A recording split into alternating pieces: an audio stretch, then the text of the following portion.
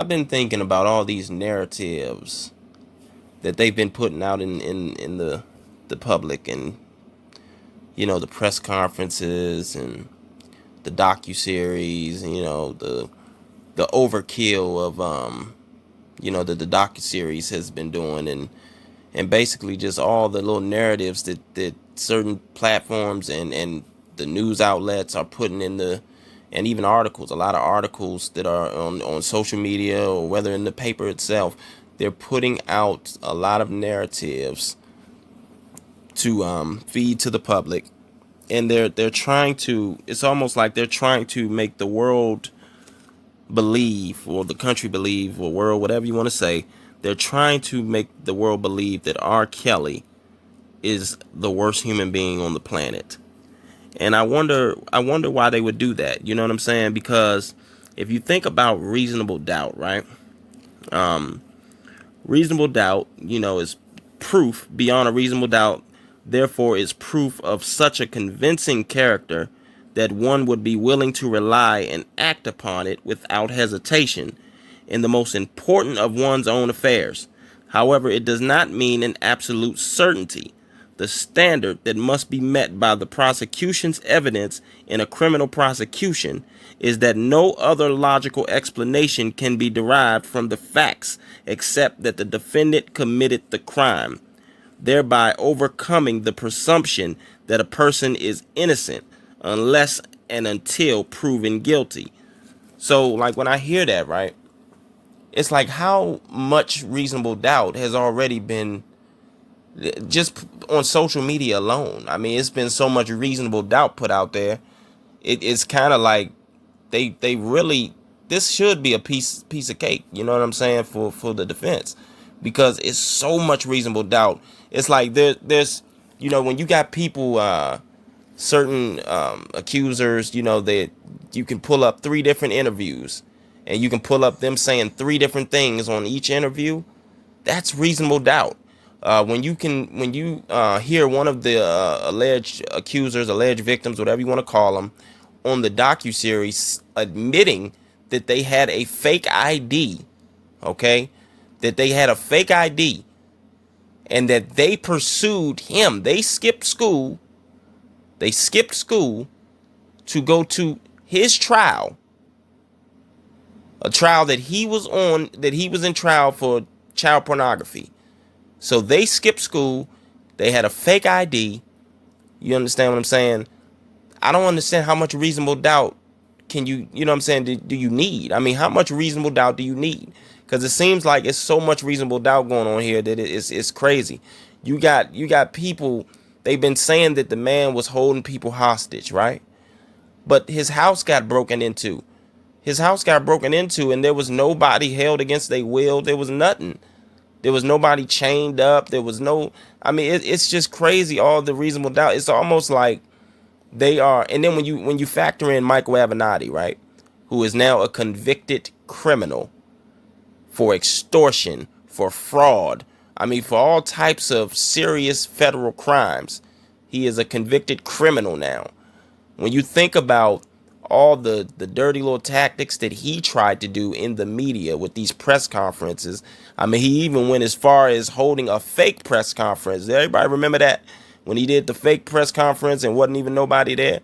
He was basically just standing at some microphones acting like he was doing a press conference in front of people, and there was nobody else there.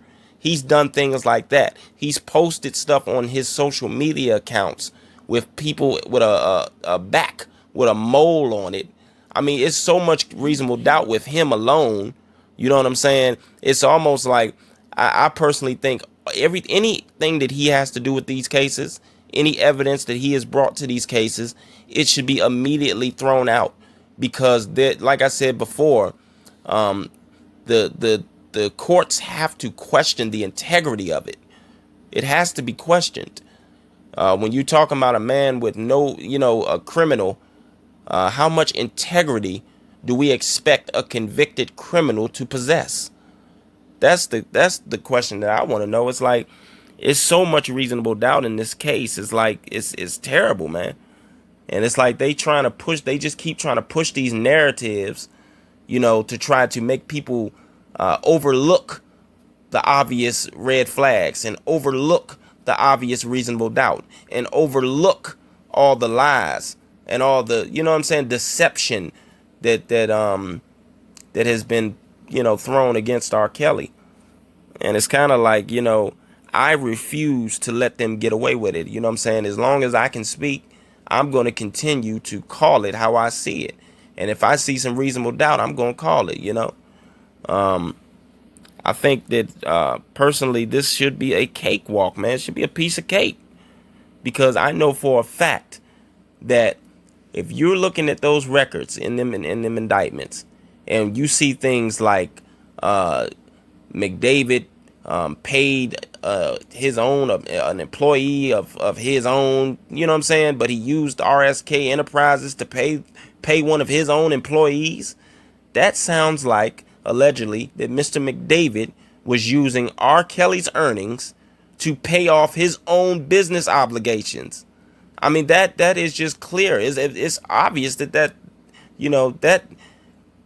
it seems to me that that's what that was about, man. And that's just so much reasonable doubt. Like I said, it's reasonable doubt all over the place.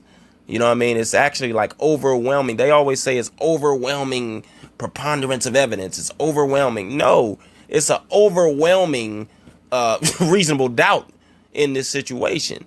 The man was working for 30 years in the music industry. All this stuff has already been investigated federally. And they didn't proceed. They did not do nothing with this evidence back then. So what I want to know is what is so different now, where now they want to try to bring charges about, you know what I'm saying, with this evidence that they claim they got. That they're still not trying to present all of it to the defense team. I feel like that's another dirty tactic that they're doing. They're waiting. They're waiting too close to trial before they give that evidence. And it's like they're trying to prevent R. Kelly and his defense team from strategizing a proper defense. An effective defense, I should say. You know what I mean? It's just things you got to look into, man. You got to look into this stuff. Now, as far as Kim Fox is concerned, Attorney Kim Fox, I personally believe that anybody that called that hotline number, that evidence, anybody that called the hotline number, that case needs to be dismissed. There is no way that you can determine the credibility and the integrity of that phone call. I don't understand it. If you set up a hotline number and you just let anybody call the number, well, who's to say that the people that called the number, they might not even know R. Kelly. They might be a fan that R. Kelly saw one day and gave an autograph to and took a picture with. That doesn't mean that they had any type of relationship sexually or whatever the case may be. I personally believe that anybody that called that hotline number and they made charges out of it, them charges need to be dismissed immediately, because you cannot determine, like I said, the credibility of the call or the integrity of the call, and more importantly, the honesty of the call. So which brings me back to Kim Fox. I'm wondering, did she have reasonable indications? Now, reasonable indication, which is also known as reasonable suspicion, is substantially lower than probable cause. Factors to consider are those facts and circumstances a prudent investigator would consider, but must include facts or circumstances indicating a past, current, or impending violation. An objective factual basis must be present. A mere hunch is insufficient. So when she decided, she said she watched the docuseries, right? Now, for one, she said that she was a victim of sexual abuse, sexual assault. So that already made her biased. She already came in the situation biased and unable to do her job effectively because she already had a biased approach. Now, she said she watched the docuseries and she was disgusted by it. So they set up the hotline number. But my thing is, it clearly says, in order to have reasonable indication, it must include facts or circumstances indicating a past, current, or impending violation. And an objective factual basis must be present. So, and a mere hunch is insufficient. So my thing is this: R. Kelly did not have no past, no present. What he had was, you had rumors, but that's not enough to get it done. There was no pending. There was no pending investigations at the time. He does not have no criminal record. He didn't have no. You know what I'm saying? He went to trial one time and he was acquitted. And to me personally, I don't see how that is enough. There's no evidence. There's no concrete evidence that gave her the indication to set up that hotline number and to have people calling that hotline number to charge him. Yeah, he was acquitted on all charges. Exactly. On everything. Exactly. That was just totally that was inappropriate. That it seemed like she broke the law when she did that. And then the fact that she went on the Surviving R. Kelly, the second one. I mean, what are we doing here? She's supposed to be the state's attorney. Taking pictures. She's supposed to be neutral. Taking pictures with Sparkle. Right. She took pictures with Sparkle. I mean, anything that she was involved with, her and Michael Avenatti. And then the fact that they had that secret meeting at the airport or wherever it was, all that needs to be dismissed and thrown out immediately. Immediately. You cannot determine the integrity of that deal. You can't determine it. On the cusp of Jussie Smollett. Yeah, that's another thing. Another thing. And all that undercut stuff that was done there. Man. This is what I'm saying. That's why I was saying earlier, y'all. This case really should be a cakewalk. And I think R. Kelly's attorneys, I think they got something planned. You know what I mean? I don't know per se, but I think they got things planned. And like I said, it's so much overwhelming reasonable doubt in this case. This clearly, it's a lot of this seems like entrapment. I mean, it just seems like extortion was going on with some of these cases. And I don't understand how a person or people can try to extort a celebrity for money. And but the celebrity still gets charged with a crime, but they're not getting charged for doing a crime as well. Right. And then, with the fake IDs and all that, that is a serious crime in the state of Illinois.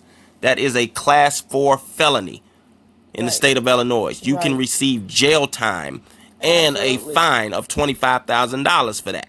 An admitted crime at that. Right, admitted the crime. You know what I'm saying? That's another thing. It's like the courts allowed her to get in there. They allowed her to get in that courtroom and watch child pornography.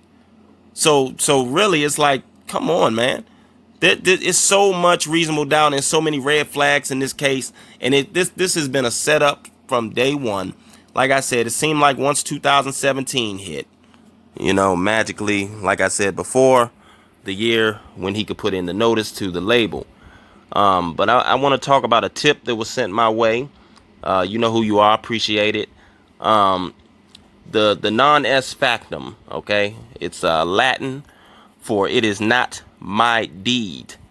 Now, non-S factum is a defense in contract law that allows a signing party to escape performance of an agreement, which is fundamentally different from what he or she intended to execute or sign. A claim of non-S factum means that the signature on the contract was signed by mistake without knowledge of its meaning. A successful plea would make the contract void. Okay? Now, this seems like a hell of a defense as far as when you're talking about getting his music back, the copyright reversions. Apparently, everybody's been saying, oh, he's illiterate, he can't read, he can't write, he's illiterate. Well, how was he expected to read a contract? How was he? Because it's clear to me if he's dyslexic and he can't read the contract properly, then how can you determine if he knew what he was signing? He had no idea. See, the problem is, y'all, they get these artists when they're young, right? They get these artists in the music business. They get them while they're young, and they take advantage of them. 9 times out of 10, they're young, so they don't want to read anyway. But there's two factors here with him. Not only was he young, and you know, probably hungry out of poverty, like most people of color are, but he is dyslexic. He has dyslexia, so he could not comprehend what he was signing. You understand what I'm saying? It's kind of like being under duress when you're signing something. Say someone say, "Oh, you're going to sign your car, your house over to me," but they got a gun up to your head. Right. Right. Okay. Yeah, it's similar to that. It definitely. You know what I'm saying? So I definitely think that when it comes down to at least him getting his music back, he should definitely. That's another cakewalk to me. It should be a piece of cake. I mean, after all, everybody knows that that he was the talent and the genius of the music business for 30 years. At least one of them. You know what I'm saying? So that's a good law to look into. Thanks for the tip. I'll do some more commentary on that on another video. But I want to get into something else real quick, man. I'm pretty sure y'all want to hear something funny, so I want to talk.